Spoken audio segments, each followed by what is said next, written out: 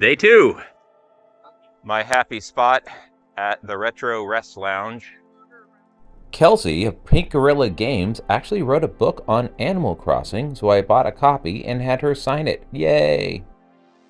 Chromatic had their new FPGA-based Game Boy Color clone on display, so I had to take a look at it, and the IPS screen actually looked really good.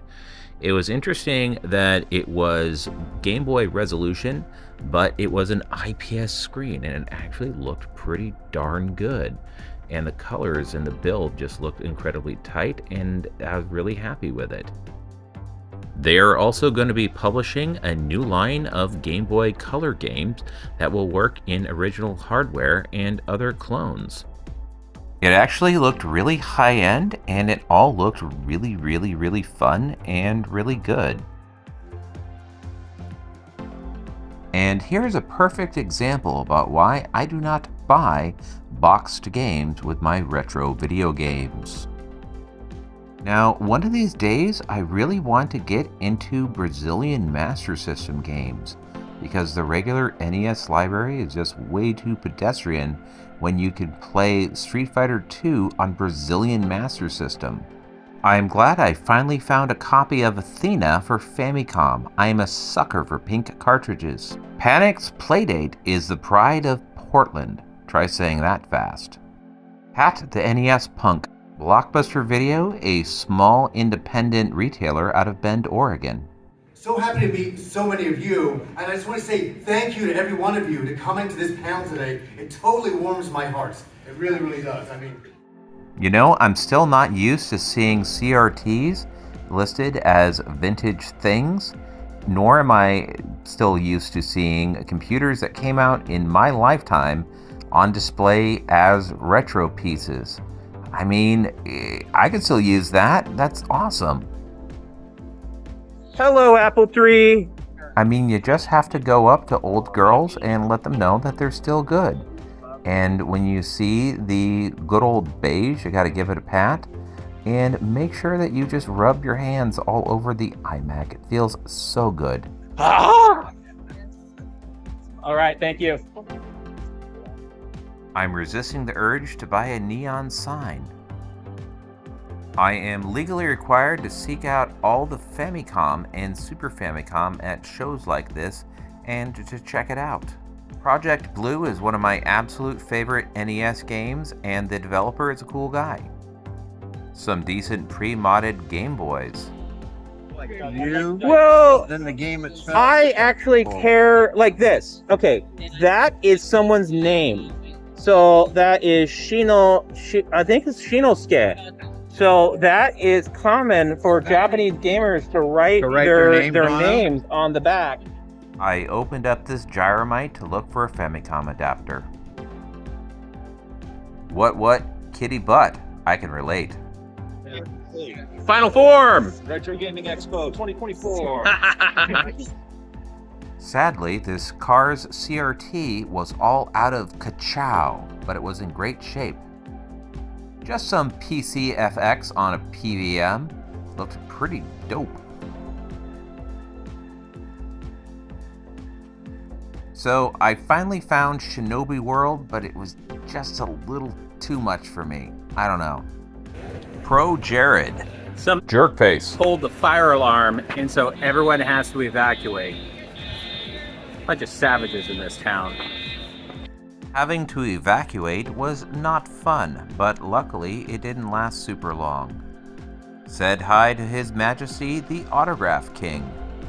This is 8-Bit Joystick. I'm here with Eric, a viewer. Portland Retro Gaming Expo was just evacuated due to the threat of fire, and someone let their Charmander loose. And so now we're going to try and buy some retro video games post-evacuation. We're at the bad part of the apocalypse. Yes, the going back to normal life. All right. So, what do you look forward to doing for the rest of the Portland Retro Gaming Expo? Stare at expensive stuff and hopefully buy one thing that I can take home and enjoy. Well, my problem is like if I see the rare, like I don't really collect much American stuff. I collect like so, but when I see it, it's like this is rare, this is dank. I need to buy it. Yes. Because I don't know if I'm going to see it again. That is a big deal. That's a big deal. So I hopefully will get to do some snap. And then the convention continued. Here with Retrobird.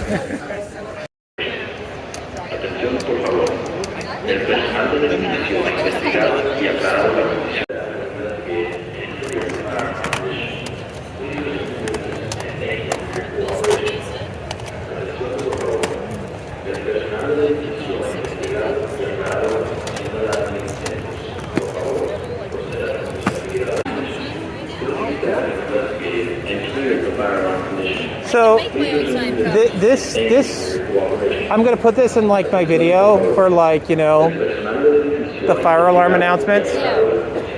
So it's gonna be like an in joke for the people that know, they'll know.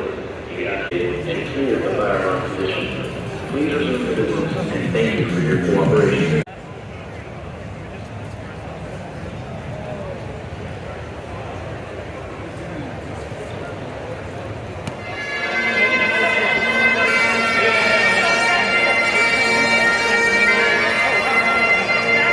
He used to live in my neighborhood.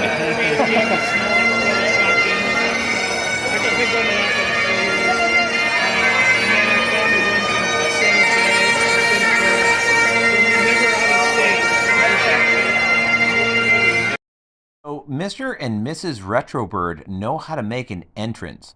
They came out playing Y'all Get Ready for This by 2 Unlimited, and he ran around and threw fake bananas and banana candy at people. I mean, that is some showmanship.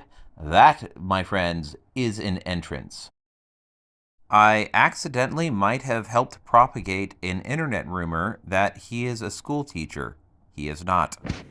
Okay, so see, there we go. Okay, we're getting better, we're getting there. We're probably at like maybe that part where the little tornado things are coming down about halfway through stage 1 of Ghouls and Ghosts. All right. We want to at least get to the boss.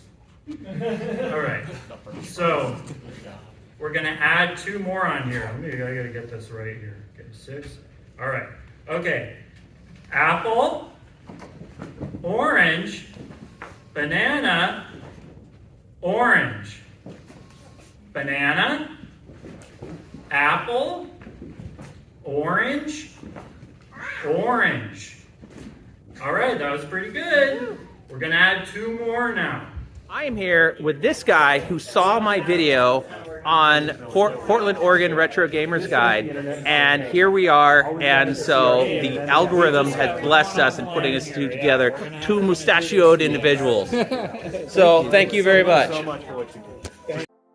VHS swap meet wasn't as much as a swap meet, but a place that you could buy VHS, which was cool. I did run into this fine individual who I previously ran into, and he has quite the anime on VHS tapes collection, and I purchased some in the past and today, and a good time was had by all. One more day to go for Portland Retro Gaming Expo.